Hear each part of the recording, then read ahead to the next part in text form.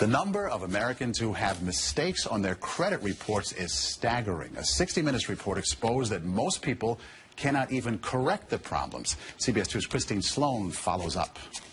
Meg Pasternak says a mistake on her credit report nearly destroyed her credit. We had to present so much documentation to say this wasn't ours, and then we still had to pay something to get rid of it. Pasternak says it took months to resolve the problem. You feel kind of helpless because they got you under the gun if you need to get a new car or a house or for anything. Pasternak is not alone in her frustration. A new government study finds up to 40 million Americans have mistakes on their credit reports. But an investigation by Steve Croft on 60 Minutes finds most people get nowhere trying to correct an error. Ohio's Attorney General tells Croft that is a clear violation of a federal law. The federal law says that if you believe that there is a mistake, you can go to them and they have an obligation to do a reasonable investigation.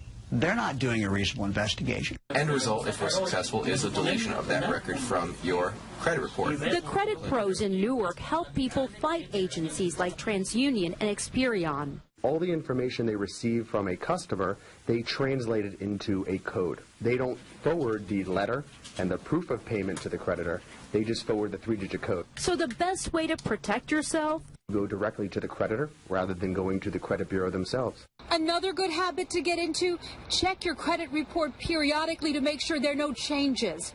In Clark, New Jersey, Christine Sloan, CBS 2 News. And like 60 Minutes, we were unable to get an actual person at the 3 credit reporting agencies.